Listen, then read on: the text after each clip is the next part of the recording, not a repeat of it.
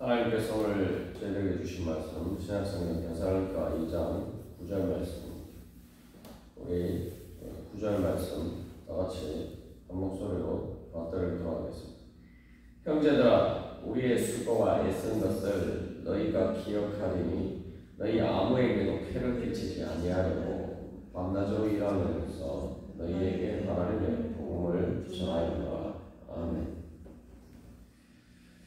사도 바울의 복음을 전하는 데 있어서 특별히 선교의 원칙에 대해서 우리가 지금까지 살펴보았습니다. 그래서 이 복음을 주는 것이다. 바로 그러한 원칙에 따라서 주는 자의 복을 더 풍성히 누리기 위해서 사도 바울은 자기가 수고하고 애쓰면서 일하면서 그렇게 복음을 전했습니다. 여기서 이제 이 선교적인 상황에서 특별히 사도 바울이 이렇게 한 이유 중에 또 어떻게 보면은 이제 가장 큰 이유는 여기서 이제 폐를 끼치지 아니하기 위해서 부담을 주지 않기 위해서다라고 이야기했는데 또 다른 말로 하면은 이 거룩한 부담을 줄 수 있기 위해서 바로 이렇게 복음을 전했다는 것입니다. 무슨 말이냐 하면 앞에서 사도 바울이 2장 5절에서 이제 천만원 말이나 탐심의 털을 쓰지 아니했다 하는데 탐심에 대해서는 우리가 쉽게 알 수가 있겠죠. 그래서 사도 바울이 복음을 전하는 것이 어떤 이익을 위해서가 아니다 라는 것을 분명히 하기 위해서 뿐만 아니라 가장 중요한 것은 이제 아첨하는 말을 하지 않기 위해서입니다. 이게 무슨 말이냐면 우리가 이제 바울이 이제 데살로니가 교회 교인들에게 이제 사례를 받고 그렇게 섬기할 경우에 자꾸 이렇게 아첨하는 수 있는 그러한 위험성에 노출되기 때문에 사도 바울은 그런 위험을 애시당초 원천적으로 차단하기 위해서 이렇게 복음을 전했다는 것입니다. 다시 말하면 복음을 자유롭게 전할 수 있기 위해서 바로 그렇게 사례를 받지 않고 복음을 전하는 원칙을 세웠다는 거죠. 그래서 이런 문제들을 우리가 조금만 이제 생각해 보면 쉽게 알 수 있는데 만약에 우리가 그 어떤 사례를 받고 할 경우에 이게 자칫 잘못하면 이 말씀을 사람들에게 자꾸 이렇게 맞추려고 하는 말 그대로 아첨하게 되는 그러한 경향, 위험성에 노출되기 마련입니다. 여기서 이제 특별히 이제 선교적인 상황이기 때문에 신앙이 성숙해서 말 그대로 사도 바울과 같이 이렇게 죽는 자의 복에 참여할 수 있는 아직 그런 신앙이 그 정도로 신앙이 성장하지 않았을 경우에는 이게 문제가 이 어려운 말씀을 받아들이기가 쉽지 않다는 거죠. 어려운 말씀이라는 건 뭐냐면 부담이 되는 말씀. 그냥 내가 받아들여도 큰 나에게 부담이 되지 않는 그런 말씀이야 상관없습니다만 기본적으로 예수를 믿는다는 것을 위해서 내가 지불해야 되는 대가들이 있어. 내가 헌금을 하거나 이런 것 이전에 내가 예수를 믿는 믿음을 위해서 이 여러 가지 그렇게 감당해야 될 일들이 있는데 그러한 대가들과 관련해서 정말 하나님께서 주시는 복음이다. 내가 그렇게 그 모든 대가들을 지불하는 것이 말 그대로 대가를 지불하는 게 아니라 하나님께서 주시는 은혜를 받는 축복이다. 그래서 복음을 위해서 내 자신을 드리는 것, 그러니까 복음에 따라서 내가 순종하고 우상 숭배하는 것을 다 버리고 그렇게 세상과 타협하지 않고 내가 주님의 말씀을 따라 살려고 할 때에 부딪히는 여러 가지 고난이와 환란의 문제들이 있죠. 그러니까 그런 것 자체의 부담에서 이렇게 자유롭지 못한 또 그것을 아직은 부담으로 느끼는 그런 사람들에게 또한 이런 어떤 경제적인 문제, 부담의 문제까지 지어질 경우에 그것을 감당하기가 쉽지 않다는 이게 선교적인 상황에서 이제 문제가 되는 것인데 오늘날도 우리가 돌이켜 보면 또 우리 자신을 돌이켜 보고 또 점검해 보아야 될 것은 우리도 아직 그런 초보적인 단계에 머물러 있지 않는가 우리 자신을 점검해 봐야 됩니다. 쉽게 말하면 내 귀에 듣기 좋은 얘기만 들으려고 하는 그런 자리에 머물러 있지 않은가. 우리가 그렇게 할 것 같으면 하나님의 말씀을 들을 필요가 없죠. 기본적으로 우리가 복음을 듣는다 할 때 하나님께서 나에게 축복을 주시는 것인데 그 복음의 성격 자체가 뭡니까? 그 복을 받기 위해서 우리가 제일 먼저 해야 될 일은 회개입니다. 그래서 예수님께서 복음을 전하실 때 회개하라 하나님 나라가 가까이 왔느냐 말씀하셨는데 복을 주시는 것은 하나님이 하시는 일. 우리가 해야 될 일은 회개하는 일입니다. 내가 처음 예수를 믿을 때뿐만 아니라 이후에 계속 신앙의 성장 과정도 마찬가지예요. 신앙의 성장 과정이라는 것이 말 그대로 어린아이들이 성장하는 과정과 똑같아요. 성장 과정이라는 게 뭡니까?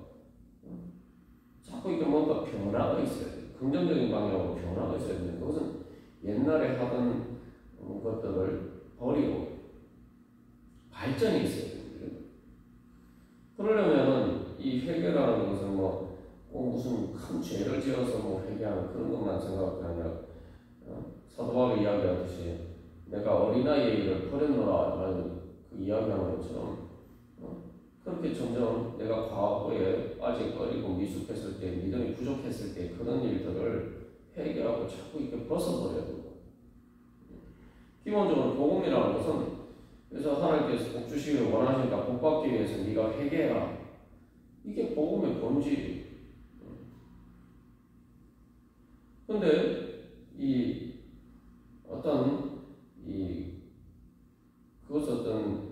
사례나 이런 문제로 인해서 이 금전적인 이익과 관계가 되면은 이런 말씀을 제대로 전하기가 쉽지 않게 된다. 이런 일에서 자꾸 타협하게 되는 그런 문제들이 발생할 수가 있다는 거죠.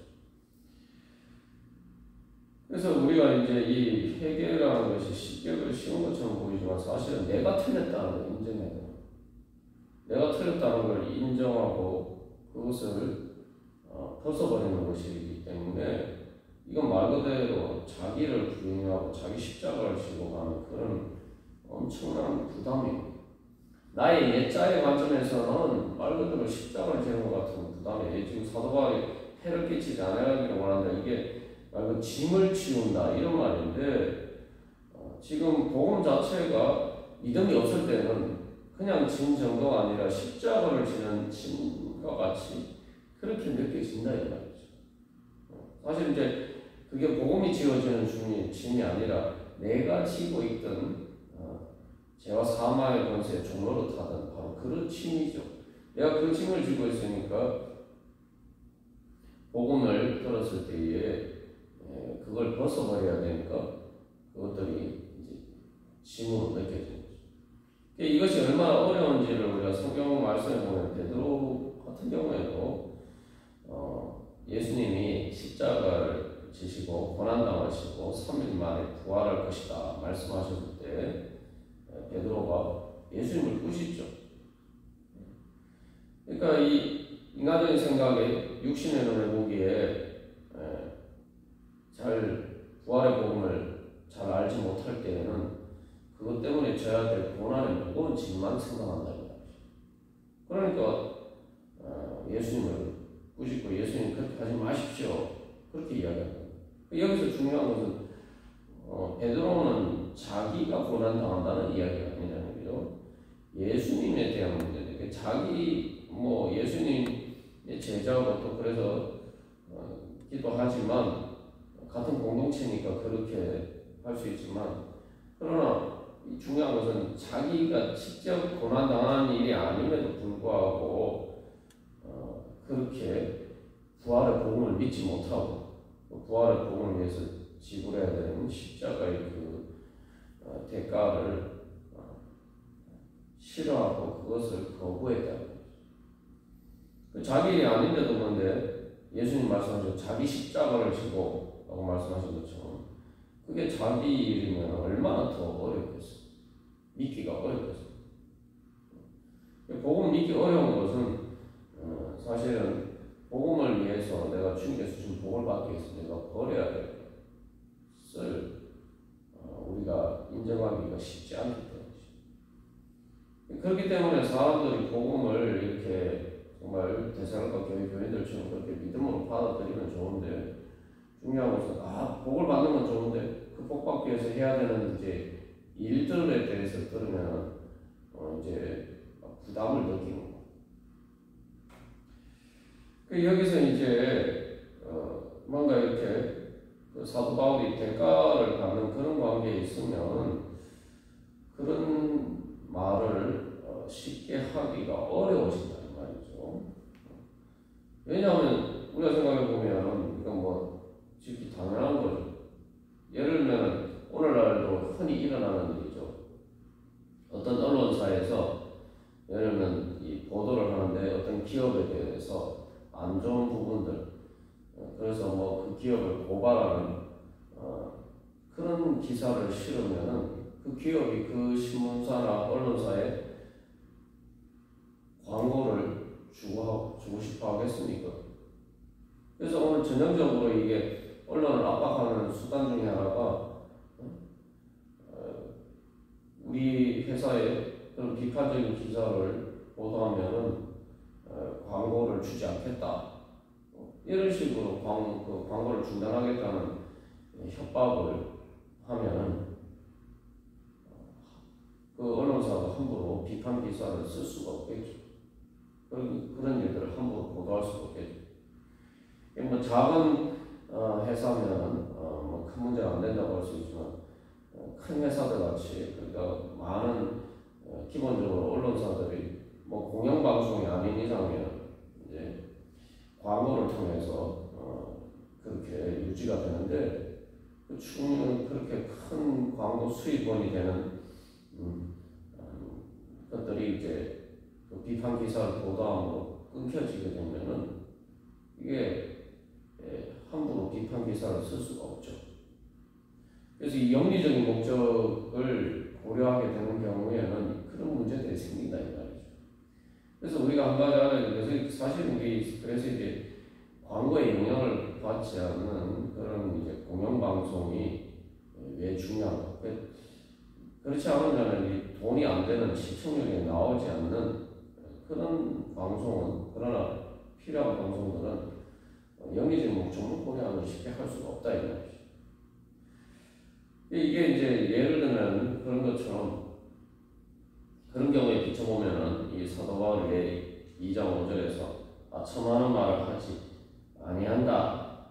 사실은 가장 중요한 목적은 어떻게 보면은 사도 바울이 이렇게 주는 자의 위치에서 그렇게 복음을 전한 것은 바로 천만한 말을 하지 않기 위해서 이게 가장 큰 목적이라고 할 수가 있죠. 그래서 어떤 이제 자꾸 사례를 갖게 될 때에 자꾸 문제가 하나님의 종이 아니라 사람의 종으로 전락할 위험성이 노출되기 때문에 우리가 구약에서 보면 이제 거짓 선지자들이 등장하는데 거짓 선지자가 뭡니까? 거짓 선지자는 사람들 듣기에 좋은 이야기만 하는 사람이 바로 거짓 선지자. 거짓 선지자라는 게 뭐 대단한 아주 뭐 나쁜 사람들이 아니에요. 그냥 뭐 하나님의 말씀을 전하는데 사람들이 듣기 싫지 않은 이야기. 당신들 잘못됐으니까 회개하시오. 회개하지 않으면 하나님의 심판을 피할 수 없습니다. 그러나 회개하면 하나님의 심판을 피하고 하나님께서 주시는 축복을 받을 수 있습니다. 이렇게 이야기하는데 사람들은 회개하면 하나님께서 주신 축복을 받을 수 있다. 여기 이 복음을 믿기가 쉽지 않단 말이에요. 회개해야 된다. 그 부담에 대해서만 자꾸 이렇게 생각하는 경향이 있습니다. 그러면 그렇게 회개하라고 하는 사람에게 뭘 사람들이 좋아하겠습니까? 안 좋아합니다. 그러니까 거짓 선지자가 사실은 거짓 선지자가 되려고 해서 거짓 선지자 처음부터 거짓 선지자라기보다 하나님 말씀을 전하는데 사람들이 예를 들면 회개 이렇게 하나님 복 받으려면 이런 죄를 회개해야 됩니다. 그렇게 하면 안 됩니다. 이렇게 이야기를 하니까 사람들이 싫어하죠. 싫어하고 거부한단 말이에요. 그러면 이제 그런 부분들에 대해서 부담을 느끼고, 그러니까 여기 사도가 폐를 끼치지 않는다, 이 부담을 지우지 않는다는데, 사람들이 회개를 부담으로 느끼는 사람들과를 반응을 보게 되면 당연히 그 말씀을 전하는 사람도 부담을 느끼게 되겠죠. 사람들이 싫어하니까, 그죠? 그럼에도 불구하고 나는 하나님의 종이다. 나는 하나님의 말씀을, 진리의 말씀을 전해야 된다. 그리고 사람들에게 진짜 복을 주기 위해서는 내가 이 회개하라는 말씀을 전할 수밖에 없다. 이렇게 돼야 되는데, 중요한 건 그렇게 되면 이제 이게 단순히 사람들이 싫어하는 것을 넘어서 박해하고 핍박하고 오히려 불이익을 받는다는 거죠. 복음을 전하면서 뭔가 이 감사의 사례를 받는 것은 둘째 문제고, 사람들에게 핍박과 박해를 받게. 그 대표적인 경우가 예레미야 선지자 아닙니까? 거짓 선지자들은 이스라엘 멸망이 임박했는데 계속 괜찮다. 하나님께서 지켜주실 것이니까 아무 일이 없을 것이다. 안전할 것이다. 계속 이렇게 이야기합니다. 근데 예레미야 선지자 너희들이 회개하지 않으면 너희들이 멸망하게 될 것이다. 자꾸 이렇게 이야기하니까 사람들이 싫어. 그래서 감옥에도 갇히고 죽을 고비, 심지어 목숨의 위협까지 당하죠. 실제로 바울도 그렇지 않습니까? 바울도 복음을 전하니까 사람들이 데살로니가 교회 교인들처럼 그렇게 믿음으로 받아들이는 사람도 있지만 또 많은 사람들은 바울을 핍박하고 박해했다.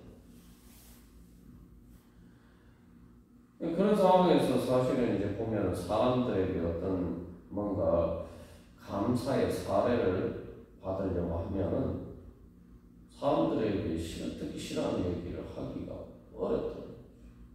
그런 얘기를 하면은 감사의 사례를 둘째치고 오히려 핍박과 박해를 받게 된단 말이죠.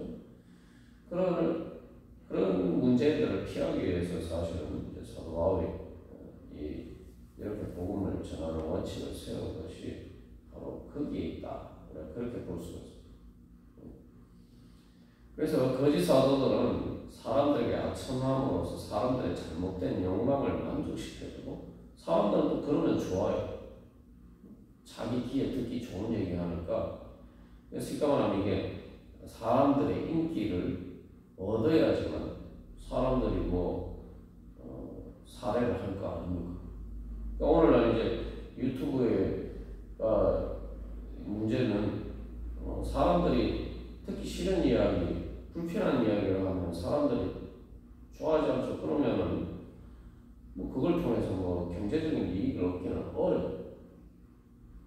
그러니까 이제 자꾸 자극적으로 사람들의 귀에 듣기 좋은 얘기만 할 마음에 영합하는 그런 이야기를 자꾸 하게 됩니다. 그러다 보니까 오늘 이제 앞에서 언론사 얘기를 했습니다만 언론사들도 그런데 이게 유튜브 같은 경우는 이제 직접적으로 그 듣는 사람들의 숫자에 따라서 영향을 받으니까 자꾸 이렇게 그런 문제들이 생기고, 말 그대로 사람들에게 아첨함으로써 경제적인 이익을 추구하는 하는 그런 이제 그 유튜브 방송들을 자꾸 하거든요.